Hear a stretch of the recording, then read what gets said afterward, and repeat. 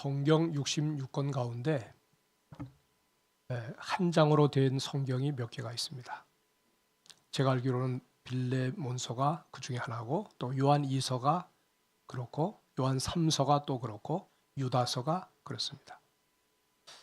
한 장짜리로 되어 있어요. 근데 그 한 장짜리로 되어 있는 가운데 제일 짧은 건 요한 2서고, 그 다음 두 번째가 요한 3서로 제가 알고 있습니다. 근데 여러분, 우리가 유다서도 그렇고 다른 여러 성경을 보면은 짧은 한 장의 편지인데도 그걸 잘 모를 때가 많이 있어요. 그 중에도 그래도 많은 사람들이 잘 알고 있는 그 성경이 바로 여기 요한 3서인데, 뭐 때문에 그렇겠습니까? 요한 3서에 보면 우리가 다 즐겨 좋아하는 구절이 있어요. 그게 여기 이제 2절에 나옵니다. 사랑하는 자여, 내 영혼이 잘됨 같이 내가 범사에 잘되고 강건하기를 내가 간구하노라. 이 구절 여러분 많이 들어보셨죠?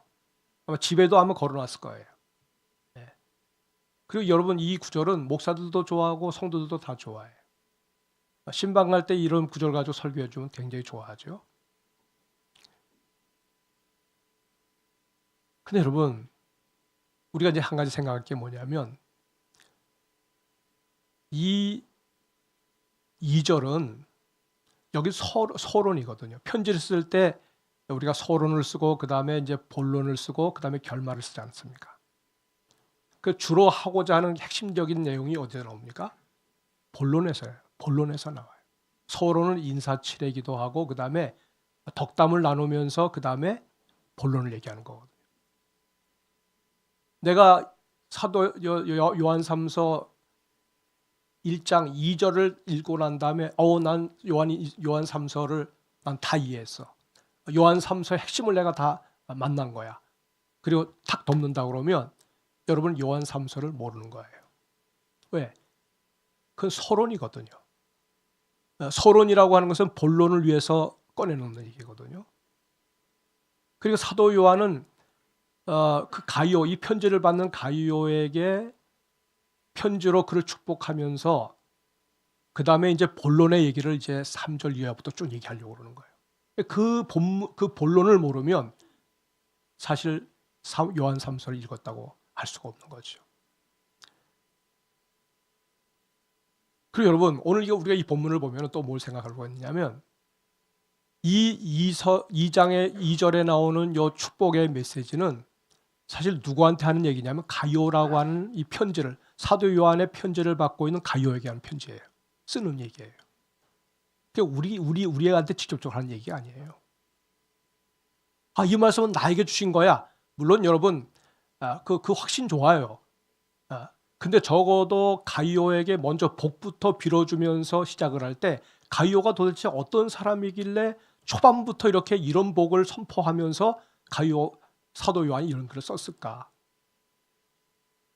가이오가 복을 빌물 받는 그런 사람이 어떤 사람이길래 이런 복을 받을 수 있을까? 그걸 우리가 알고 이 복이 나에게도 합당한가를 생각을 해봐야지. 이 구절을 내가 암송하고 이 구절을 내가 좋아한다고 해서 이 구절이 나에게 복을 임하는 건 아니란 말이에요.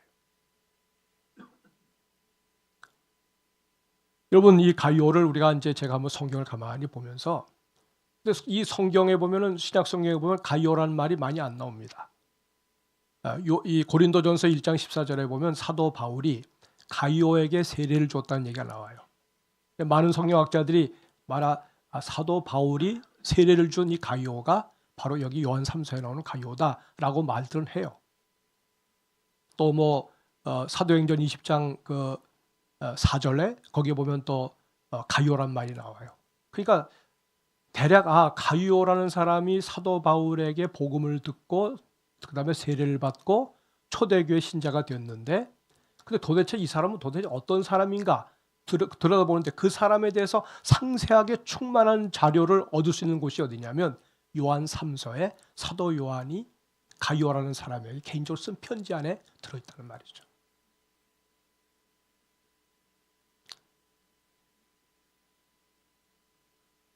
여러분, 이 사도 요한이 주님의 12 제자 가운데 유일하게 순교를 당하지 않았어요. 모든 뭐 가룟 유다는 예수님 배반해서 팔아서 스스로 목숨 끊었던 사람이고 나머지는 전부 다가 복음 전하다가 순교를 당했어요. 근데 이 사도 요한은 반모섬에 유배도 갔고 아주 모진 고문도 많이 당했지만은 순교당하지는 않았어요. 오래도록 100살이 넘도록 살면서 초대교회 에베소 교회를 담임했었고 초대교회를 이렇게 섬겼던 그런 사도 중에 바로 유일하게 사도 요한이 유일한 사람입니다. 근데 그가 목회하던 그 시절 당시의 철학이라든지 당시의 어떤 사상의 흐름이 있었는데 그것이 당시의 초대교회가 건강하게 세워지는 일에 굉장히 고통을 주었어요. 그것을 우리가 이제 그럼 도대체 어떤 철학 사상이 그 시대를 이렇게 힘들게 했느냐 할 때 우리가 그걸 영지주의라고 하죠. 영지주의. 그노스티즘. 영지주의. 그 영지주의가 뭐냐? 영지주의는 뭐 이런 학문적으로 제가 얘기하려고 하는 게 아니고 이렇게 설명하면 됩니다. 영지주의가 오늘날도 영지주의 사상을 받은 그런 그 기독교 이단들이 있어요. 뭐 구원파라든지 또 그 다음에 무슨 여호와 증인이라든지 뭐 이런 이단설을 전파하는 그런 사람들은 이 영지주의 영향을 많이 받았어요. 근데 알게 모르게 우리들도 영향을 받습니다. 제가 그 얘기를 설명을 해드릴게요. 이걸 풀어야 이제 이 가요를 이해할 수가 있는 거예요. 여러분 영지주의라고 하면 뭐냐면 보이지 않는 영혼은 우리 영혼 보이지 않잖아요. 우리 안에 있는 거니까. 보이지 않는 영혼은 고귀한데 눈에 보이는 이 물질이나 몸은 부정하다. 이렇게 보는 거예요. 자, 그러면 예수님도 사람의 몸을 입고 오셨잖아요. 그러니까 영지주의를 대면은 그래서 그게 당시에 이 영지주의에 넘어간 교회들이 어떻게 생각했냐면 예수님이 이 땅에 몸을 입고 오지 않으셨다 그래요. 그냥 환영처럼 사람들이 저분이 예수님인데 몸을 입고 오지 않았는데 그냥 그렇게 보이는 거죠. 보이는 거예요. 왜? 어떻게 하나님의 아들이 어떻게 그냥 거룩하신 그 하나님의 아들이 이 부정한 사람의 몸을 입고 이 땅에 올 수 있느냐. 부정한 몸을 입을 수가 없다. 그래서 예수님의 육체로 오신 것을 부정한 거예요. 그 육체로 오신 예수님 십자가에 달려 돌아가셨다. 그냥 사람들이 그렇게 보이는 것뿐이지 예수님은 십자가에 달려 돌아가신 분이 아니다. 몸을 입었다는 것을 부인하니까. 그러니까 십자가의 죽음도 부인하는 거예요. 부활도 부인하는 거예요. 어떻게 더러운 몸이 어떻게 부활해서 새로운 몸을 입을 수가 있느냐. 그거죠. 또 여러분 우리가 교회 생활을 하는데 우리가 봉사합니다. 뭘로 봉사합니까? 몸으로 봉사하잖아요. 시간을 써서 몸으로 봉사해요. 근데 그것이 다 헛되다는 겁니다. 왜? 이 죄악 덩어리인 이 몸 가지고 우리가 뭐를 하나님을 위해서 봉사한다, 남을 섬긴다. 왜? 몸으로 하는 건 다 부정하기 때문에 그것은 절대로 하나님이 용납하지 않는다는 거죠. 그러니까 또 역으로 그래서 몸은 어차피 죄악 덩어리니까 이 몸 가지고 우리가 죄를 범해도 놀라운 것은 우리의 영혼에 해를 끼치지 않는다. 왜? 영은 원래가 거룩하니까. 내가 여러분 망지창이로 살아도 사창굴에 들락날락거려도 향락으로 살아도 낮에는 뭐 사람들 앞에 그럴 수 없지만 밤에는 그냥 술집에 돌아다녀도 그래서 마음껏 이 몸 가지고 타락하고 살아도 내 영혼은 아무런 해가 되지 않는다. 내가 만약 예수를 믿어서 구원받는다고 그러면 내가 이 몸 가지고 망리창이로 살아도 나는 구원받는 데 전혀 지장이 없다.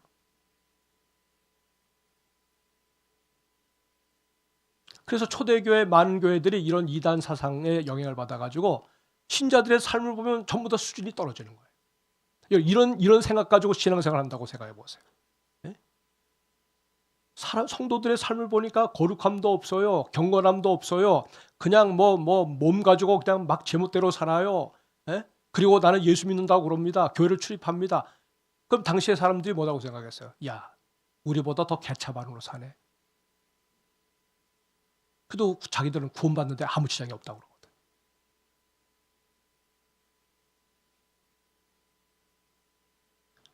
오늘 여러분 우리가 보면은 신자들 가운데 그런 사람도 있어요. 나 예수 믿어서 구원받았어요. 나는 예수님 나를 위해서 죽으셨지요. 나 믿어요. 나를 위해서 다시 살아났죠. 나 그거 믿어요. 예수 믿으면 구원받는다고 그랬으니 나는 구원받았어요. 그리고는 어떻게 삽니까? 그 다음엔 삶은 완전히 그 신앙 고백과 정반대로 막 살아버려요. 그리고 구원받았다고 얘기해요.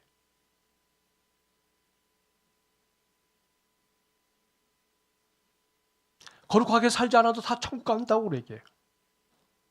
여러분 그러면 어떻게 생각하면? 죄를 가볍게 생각합니다. 몸을 거룩하게 구별하려고 하지 않습니다. 순결하게 자기를 지켜내려고 하지 않습니다. 우리가 정상적으로 은혜 받고 적어도 이런 세상 풍조와 사상에 영향받지 아니하고 성경의 말씀 그대로 우리가 그 말씀을 믿고 받아들인다면 우리가 뭔가 하나님 앞에서 잘못 산다고 할 때 지적을 받으면 어떻게 되겠어요? 말씀을 제대로 살지 못한 것에 대해서 찔림을 받아야 되고 죄를 멀리해야 되겠다는 생각 가지고 자기를 단속하게 되죠. 그렇게 마음먹어야 정상입니다. 근데 어떻게 생각하면 어차피 죄를 지을 바에야 조바심 내면서 질 게 뭐 있어. 구원받는데 아무 지장이 없어. 그냥 즐기자. 그래서 죄를 즐깁니다. 오늘날 여러분 그냥 명목상의 그리스도인들이 그렇게 살아가고 있어요.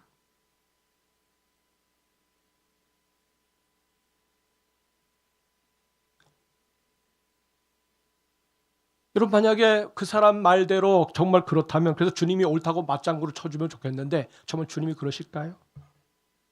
아닌 거죠. 거짓 사상에 속고 있는 거예요. 귀신의 가르침에 속고 있는 거예요. 성령의 가르침이 아닙니다. 여러분 마귀는 성경을 엉뚱하게 해석을 해서 그것을 믿게 해가지고 우리들의 삶의 수준을 한없이 떨어뜨립니다. 구별됨을 다 섞어버려요. 구별됨이 없도록 만들어버려요. 하향 평준화시켜버려요. 그래서 거짓 철학과 거짓 사상에 근거해서 신앙생활하면 따라가면 멸망이죠. 따라가면 지옥이에요.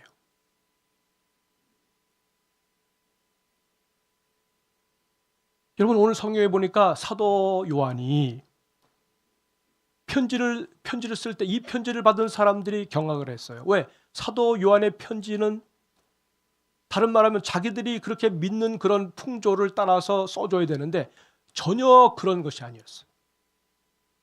행위를 강조하고 있습니다. 행위를 강조하고 있어요. 그 편지를 받는 사람들 입장에서는 우리가 지금 알고 있는 일반적인 이런 것과는 전혀 다르네. 불쾌하네. 예? 이 몸은 원래부터 죄덩어리니까 내가 마음대로 살아도 즐겨도 좋다고 생각했는데 여기 사도 요한은 그렇게 얘기하고 있지 않네.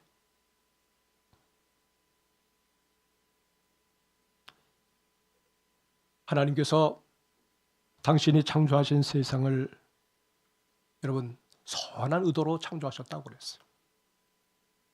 밤하늘에 떠 있는 삼라만상 또 모든 생명체들 나무와 또 모든 자연 환경들 하나님 창조하실 때 선한 의도로 하나님의 선하신 손길로 창조하셨어요. 그래서 지을 때마다 하나님께서 하신 말씀이 있어요. 뭐라고 얘기합니까? 보시기에 좋았더라. 우리를 바라보시니까 보시기에 좋았더라.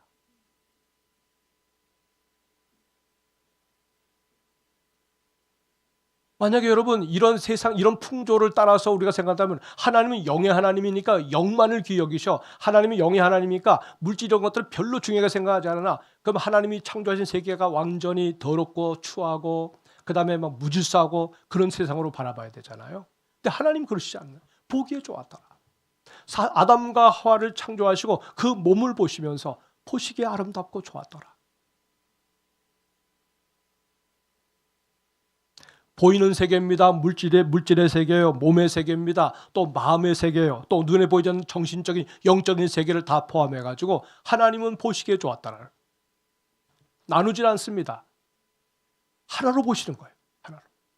몸이 귀하면 영도 귀하고 몸이 망가지면 영도 망가지는 거죠.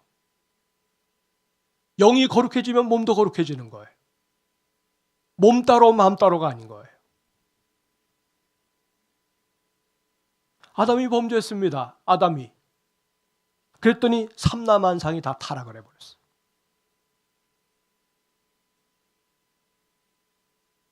아담과 하와가 열매를 따먹고 난 다음에 땅은 그로 말미암아 저주를 받았다고 그랬어요. 너가 평생토록 수고하고 땀을 흘려야 그 자연에서 열매를 걷어내는데, 왜냐하면 너가 범죄함으로 땅이 엉겅퀴와 가시덤불을 냈기 때문에 그렇다는 거예요. 사랑하는 여러분, 아담이 금단의 열매를 따먹었잖아요. 선과 악을 알게 하는 나무 열매를 따먹었잖아요. 뭘로 따먹었습니까? 자기 손으로 따먹었어요. 행위로 따먹었어요. 몸을 사용해서 따먹었어요. 행위가 아무런 영향을 미치지 못한다고 그러면 지금도 인류가 죄에서 벗어나서 지금 영생하는 존재로 살아야 되는데 그렇지 않잖아요. 바로 범죄하고 난 다음에 죽음이 찾아왔다 그랬어요. 정령 범죄하면 죽으리라고 그랬거든요. 어쩌면 여러분, 아담이 범죄하고 난 다음에 제일 먼저 어디에 죽음이 찾아왔냐면 영의 죽음이 찾았어요. 바로 하나님과의 관계가 끊어져 버렸잖아요. 몸으로 범한 죄가 마음을 망가뜨리고 영의 사망을 가져오게 되었습니다.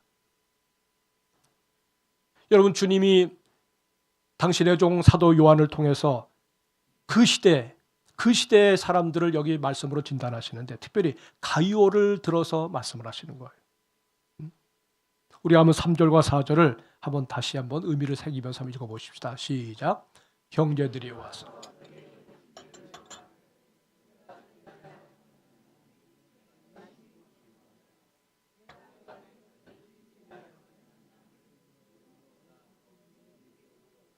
아멘. 자, 사람들이 와가지고 너에 대해서 증언하는데, 진리에 대해서 증언하는데, 내가 진리 안에서 행한다 하니, 그것을 듣는 것보다 더 기쁜 일이 없다.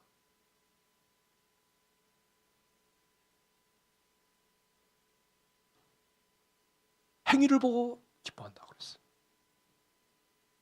여러분, 사람들이 가이오의 삶을 봅니다. 사람들이 우리들의 삶을 봅니다. 사람들이 우리를 주목할 때 딴 데를 보지 않습니다. 마음을 봅니까? 마음은 못 읽어요. 우리의 영을 봅니까? 영을 못 읽어요. 그러니까 보니까 우리의 행실이 나타나요. 행실이. 몸으로 표현됩니다. 말로 표현됩니다. 사람들의 눈에 들어옵니다. 그들의 생활이 들어옵니다. 그렇게 해서 사람들이 가이오에 대해서 사도 요한에게 와서 그에 대해서 증언합니다. 내가 진리 안에서 행한다 하니 내가 심히 기뻐한다. 당시 이단 사상으로, 이단 교리로 교회를 둘러엎치는 그런 시대 속에서 신자들이 타락하는 모습을 보면서 근심하시는 주님이 가이오를 보면서 기뻐하시는 그 모습을 여기서 우리가 확인할 수가 있는 거예요. 여러분, 우리는 주님을 오해하면 안 됩니다. 주님은 행위를 오해하지 말라고 말씀하고 있어요. 사람을 알려면 그의 행실로 판단할 수밖에 없어요.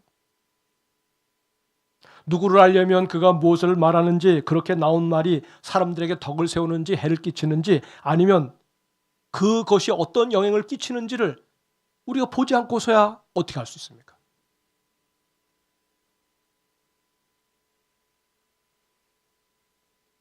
여러분, 우리가 만약에 마음이 흐트러지고 그다음에 우리의 입에서 나오는 그 말이 마치 대모처럼 엉겅퀴처럼 가시로 찔러대면서 나는 주님을 기뻐하는 삶을 지금 살고 있어요. 여러분, 스스로 증언한다고 생각해 보세요. 그 증언이 얼마나 우습냐는 거예요. 누가 들어도 궤변이고 누가 들어도 거짓말이라는 말이죠.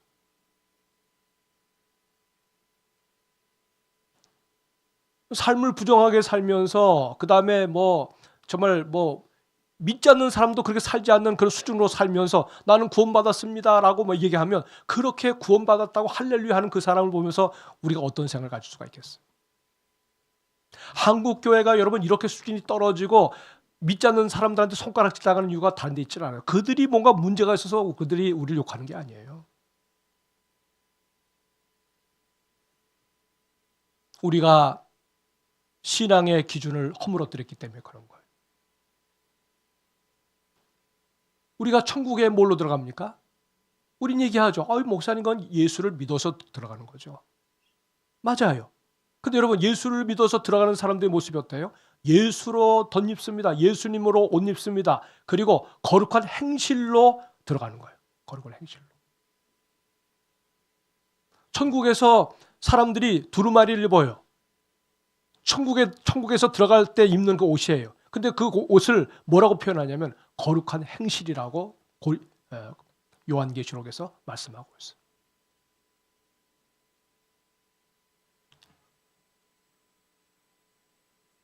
사도 요한은 가이오를 보고 심히 기뻐했습니다. 여러분 이 가이오가 어떤 사람이냐면 당시에 그 소아시아 지방에서 많은 전도자들이 있었습니다. 사도들도 있었겠죠. 근데 그들은 당시에 무슨 선교사가 교회가 뭐 뒷받침해 주는 것도 아니니까 그냥 다니면서 복음을 전하다 보면 뭐 굶기도 많이 굶고 누가 챙겨주지 않으면 그냥 쫄쫄쫄 굶어야 돼요. 그런데 당시에 믿는 사람들이 그분들을 집으로 모셔서 따뜻하게 밥 한 그릇 차려드리고 또 어디로 갑니까? 내가 이번엔 저 마게도냐로 갑니다. 그러면 여비도 챙겨드려서 잘 다녀오세요. 이렇게 영접하고 나그네를 환영하고 그들의 궁핍함을 잘 배려해서 자기 돈을 써가면서 뒷받침해 준단 말이에요. 그 모습들이 나그네를 대접하는 모습들이 사랑으로 하는 일이죠. 사랑으로. 그 사랑을 사람들이 증언한다고 그랬어요. 그게 다 행실이란 말이에요. 행실이란 말이에요. 인색한 사람은 그 인색함을 자기의 행위로 나타냅니다. 네? 마음이 온유한 사람은 그 온유함을 행실로 나타냅니다. 뭔가 상대편에 대해서 미운 감정이 있으면 그것을 행실로 나타냅니다. 다 그렇잖아요. 저도 그렇고 여러분도 마찬가지잖아요. 그게 우리 행실이에요.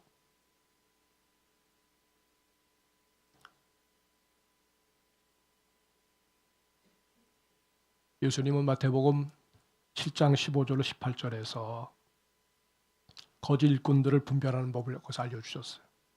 한번 읽어보십시다. 다 같이 있습니다. 시작.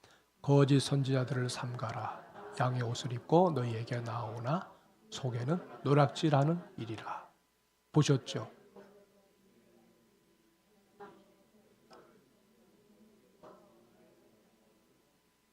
그 다음 좋은 나무마다 아름다운 열매를 맺고 못된 나무가 열매를 맺나니.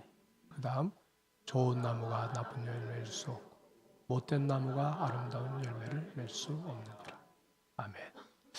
시골에서 농사를 하시는 분들은 그냥 나무만 보면 저거 뽕나무입니다. 저거 사과나무입니다. 저 배나무입니다. 그냥 나무만 보면 알아요. 그래서 도시에서 사는 사람들은 이게 사과나무인지 뽕나무인지 무슨 나무인지 몰라요. 근데 도시에 있는 사람들도 그냥 시골에 가서 그 뭐 예를 들면 이렇게 봄이나 여름철에 막 나무들을 분별할 수 있는 비법이 하나 있어요. 보니까 사과가 열려 있어. 사과는 늘 일상 우리가 먹는 거니까. 이거 사과나무네. 열매를 보고 하는 거죠. 포도 열매, 이 포도 열매네, 포도나무네. 그 열매로 그 나무를 아는 거 쉬워요. 여기에 뭐 심오한 고민할 필요 없어요. 여러분 우리가 신앙생활 할 때 예수의 진리를 얘기하면 진리가 어려워요. 뭐 그냥 막 이거 뭐 해석하기가 어려워요. 여러분 그거 가지고 고민하지 마세요. 진리는 단순한 거예요. 열매를 보면 아는 거예요. 내가 어떻게 살고 있느냐?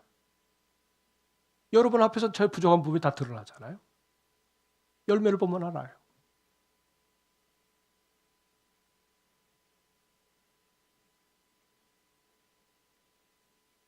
여러분 우리가 믿음, 소망, 사랑을 강조합니다. 기독교 신앙은 믿음, 소망, 사랑입니다. 말해요. 이걸 신학자들이 학문적으로 사람 믿음은 원어적으로 어떤 뜻이고 사랑은 어떤 뜻이고 믿음은 또 소망은 어떤 뜻인데 하면서 학문적으로 풀어서 얘기할 수 있어요. 여러분 그런 건 여러분들이 고민할 필요 없어요. 이건 관념이 아닙니다. 개념이 아닙니다. 적어도 믿음, 소망, 사랑은 움직이는 실체예요. 내가 오늘 믿음을 가지고 있다, 내가 사랑을 품고 있다, 내가 소망을 가지고 산다. 이건 여러분이 지금 실제로 우리 안에서 가지고 있는 실체란 말이에요. 이게 없으면 없는 거고 있으면 반드시 그것이 드러나게 돼 있어요. 그래서 데살로니가 그 교회에다가 편지를 쓸 때 사도 바울이 뭐라고 했냐면 데살로니가전서 1장 3절 거기 보면 너희가 믿음의 역사와 그 다음에 사랑의 수고와 소망의 인내를 가지고 있는 것을 내가 안다 그랬어요. 믿음, 소망, 사랑을 안다 하면 되는데 믿음 다음에 역사를 얘기하고 사랑 다음에 수고를 얘기하고 소망 다음에 인내를 얘기하는 거예요. 역사는 다른 말이 아닙니다. 이게 움직이는 거, 행동하는 거란 말이에요. 아, 믿음이 행동하네. 믿음이 움직이네. 저 사람 믿음이 있네. 소망은 뭐예요? 지불하는 겁니다. 수고하는 겁니다. 땀 흘리는 거예요. 저 수고하는 걸 보니까 저 사람 사랑이 있네. 소망은 뭡니까? 인내하는 겁니다. 참는 거예요. 나 소망이 있습니다 해놓고는 바로 그냥 그 자리에 엎어버리면 소망이 있는 사람입니까? 없죠.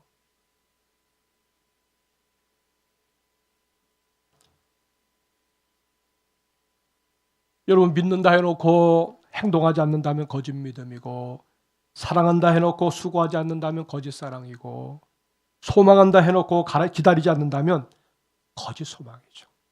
여러분 평안한 가운데서 기다리는 거 어렵질 않아요. 즐기면서 기다리는 거 어렵질 않아요. 근데 그 기다림이 고통입니다. 기다림이 여러분 때로는 우리의 희생을 필요로 합니다. 기다려서 불이익을 당할 수가 있습니다. 우리 신앙이 바로 그렇단 말이에요. 기다리다가 순교당할 수도 있잖아요. 그러나 그럼에도 불구하고 소망 가운데 기다리는 그 믿음이 진짜 믿음이란 말이에요. 끝에 가서 발견되는 그것이 진짜 신앙이란 말이에요. 여러분 우리는 아직 다른 방식이 끝나질 않았어요. 그냥 뭐 목사님 보니까 참 굉장합니다. 아니면 뭐 장로님 보니까 정말 대단하십니다. 권사님, 만약 우리 또 청년들 향해서 와 청년 굉장하네. 여러분 그것이 어디까지 가야 되느냐면 끝에까지 가야 돼요. 청년 때 잘 믿다가 중간에 타락하고 신앙 다 버리고 표현이 좀 죄송합니다. 개차반으로 사는 인생들이 얼마나 많은 줄 아세요? 직분을 가졌어요. 목사가 잘 목회하다가 중간에 여러분 망가지고 타락해가지고 완전히 인생의 후반을 갖다가 비참하게 살아가는 목회자들이 또 얼마나 많은 줄 아세요? 내가 다 달리지 않았어요. 지금 달려가고 있는 중인데 벌써 만세를 불러요. 달려가고 있는 중에 나는 이제 승리했다고 천천히 걸어가요. 주저앉아 버려요. 놀다가 가요. 바로 추월해 버리죠. 바로 다른 사람이 추월해 버리죠.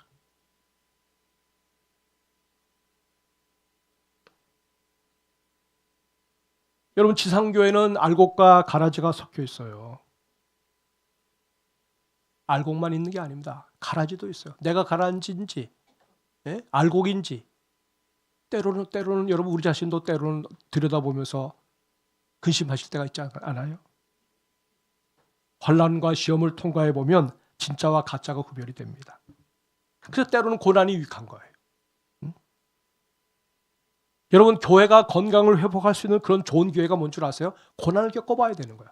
우리 개인적으로 우리가 건강을 회복할 수 있는 좋은 기회가 뭔 줄 아세요? 우리 개개인의 인생 속에 고난이 찾아올 때예요. 그때 진짜가 드러나게 되는 거예요. 지상의 교회는 정도의 차이가 있을 뿐이지 다 섞여 있습니다. 천상으로 올라가야 비로소 알곡만 있는 천국교회, 천상교회가 그때 있는 거예요. 그러므로 우리는 부단히 내 자신을 점검해야 됩니다. 부단히 우리의 믿음을 테스트해 봐야 됩니다. 내 유익을 위해서, 내 영혼의 건강을 위해서 우리가 그 부분을 부지런히 자신을 타치해 봐야 돼요. 사도 요한이 방문하고자 했던 그 가이오가 있는 교회, 그 교회도 두 종류의 사람이 있다고 그랬어요. 오늘 여기 성경에 보니까 디오드레베라는 사람이 나오고 그 다음에 데메드리오라는 사람이 나와요. 이 디오드레베에 대해서 여기 그가 뭐라고 9절에 말을 하냐면 9절 읽어봅니다. 시작. 내가 두어 자를 교회에 썼으나 그들 중에 으뜸되기를 좋아하는 디오드레베가 우리를 맞아들이지 아니하니 10절. 그러므로 내가 가면 그 행한 일을 잊지 아니하리라. 그가 악한 말로 우리를 비방하고도 오히려 부족하여 형제들을 맞아들이지도 아니하고 맞아들이고자 하는 자를 금하여 교회에서 내쫓는도다. 예, 디오드레베가 바로 그런 사람이다. 사도들이 교회 오는 걸 싫어했어요. 사람들이 그 교회를 방문하는 걸 싫어했어요. 우리 입장에서 볼 때는 여러분 우리끼리만 신앙생활하면서 우리끼리만 구원받고 천국 가면 좋겠죠. 예? 다르게 뭐 다른 사람이 막 들어와가지고 괜히 뭐 그동안 친밀하게 지내는 이 관계가 새로운 게 들어온 사람 때문에 좀 이렇게 막 옅어지고 하는 거 좋지 않아서 그냥 우리끼리만 구원받으면 좋다고 생각하는 사람도 있어요. 여러분, 그건 교회 사명을 모르는 거예요.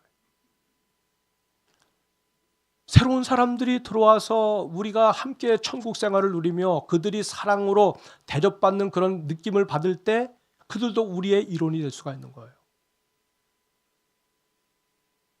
그 제일 중요한 데가 저 바깥에서 안내 쓰시는 분들이에요. 안내 쓰시는 분들의 얼굴에서 여러분, 그들을 기꺼이 영접하고자 하는 마음이 막 보여지고 느껴지고 잘 오셨습니다 하고 막 그냥 끌어안고 뭔가 그들을 향해서 자기가 내가 내줄 수 있는 모든 사랑의 엑기스를 다 내려준다 그러면 벌써 여러분, 거기서 뭐 어떻게 승부가 끝날 수가 있는 거예요. 오래 믿은 사람들끼리는 여러분 흉어물 없이 막 얘기할 수 있어요. 처음 온 사람들에게 여러분 그렇게 하면 안 되는 거죠.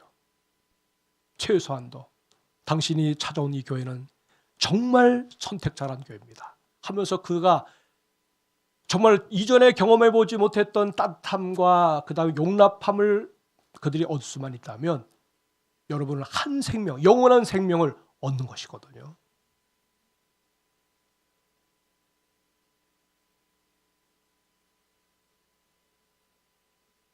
이 디오드레벨은 으뜸되기를 좋아한다고 그랬어요. 으뜸되기를 좋아한다.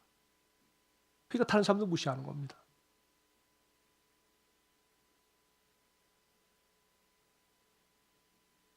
악한 말로 우리를 비방하고도 오히려 부족해서 형제들을 맞아들이지도 않고 맞아들이고자 하는 그 다른 형제들을 갖다가 못 맞아들이도록 이렇게 방해를 한다고 그랬어요. 여러분, 그의 행실을 보면 구원받은 사람이 아니죠. 구원받을 수가 없는 사람이죠. 그런데 여기 데메드리오가 있어요. 12절 한번 읽어보십시다. 시작. 데메드리오는 무사람에게도 진리에게서도 증거를 받았음에 우리도 증언하노니 너는 우리의 증언이 참된 줄을 아느니라. 아멘. 데메드리오는 우리 모두가 다 저렇게 살면 좋겠다. 저렇게 살면 좋겠다. 가이오, 나도 가이오처럼 살았으면 좋겠다. 그렇게 칭찬 듣는 모델이 되는 사람이었다는 거죠. 그는 무사람에게도 증언을 받았습니다. 그 다음에 진리에게서도 증거를 받았습니다. 우리도 그를 증언한다고 그랬어요. 여러분, 얼마나 멋있습니까, 여러분? 사랑하는 여러분, 오늘 저는 가만히 생각하면서 우리 주변에 세상 떠나는 분들이 많이 있어요. 저도 이렇게 이제 뭐 교회 일도 하고 또 노예 일도 간섭하고 다 하다 보니까 정말 많이 돌아가시더라고. 많이 돌아갔어요. 그래서 저도 나름대로 이제 시간을 재보는 거예요. 때가 되면 이렇게 가는구나.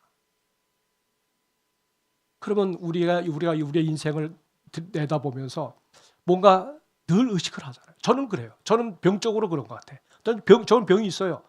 너무 의식을 많이 해. 내가 하나님 앞에 이렇게 살다가 내가 어떻게 서야 되나. 항상 이것이 저의 머릿속에 떠나질 않아요. 사람이 나를 어떻게 생각하는가. 물론 여러분, 다 그것을 의식하지만 내가 다른 사람한테 좋게 보이려고 하는 의도에서 그런 얘기를 하는 게 아니고 적어도 내가 하나님 앞에서나 사람 앞에서나 부족한 것이 많지만 하나님 보시기에 사람 보기에 적어도 내가 믿는 신앙의 양심을 가지고 내가 제대로 산다고 하는 이 한 가지 의식만큼은 제대로 찾고 살아야 되겠다. 그런 차원에서 다른 사람들이 나를 어떻게 평가하는가를 의식하며 살 필요는 있어요.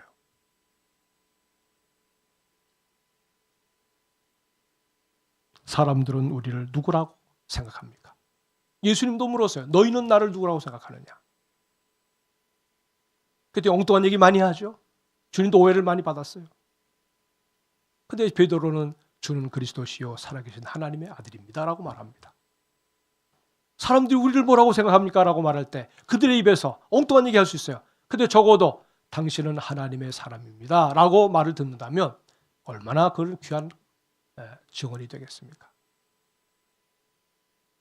여러분, 2025년도 제가 가만히 봐도 2025년도 간단하지 않아요. 굉장히 어려운 일들이 많이 있을 거예요. 우리의 믿음을 테스트하는 많은 시험들도 있을 거예요. 중심 잘 잡으시고 주님과의 관계를 더 돈독히 하시고 누가 뭘 한다고 거기서 막 휩쓸려서 막 시험 들거나 그럴 것도 없고, 주만 바라보시면서 하나님 앞에 이럴 때 더 견고한 뿌리를 내리는, 하나님이 인정하시는 하나님의 사람이 되는 일에 모두가 다 주인공들이 되시기를 주의 이름으로 축복합니다. 아멘. 기도합시다. 주신 말씀을 생각하시면서, 주님, 우리가 하나님 앞에 어떤 사람이 되어 오른지 주님 인정하시고 우리의 믿음의 삶을 통해서 하나님 앞에 그렇게 인정받는 하나님의 사람으로 또 다른 사람들을 그리스도 앞으로 인도하는 그런 일에 쓰임받게 해달라고, 우리 다 같이 1분 정도 주여 외치면서 기도합시다. 주여, 하나님 아버지, 아버지 하나님, 오늘도 주의 집에서 말씀을 받으며 예배 가운데 주의 음성을 듣습니다.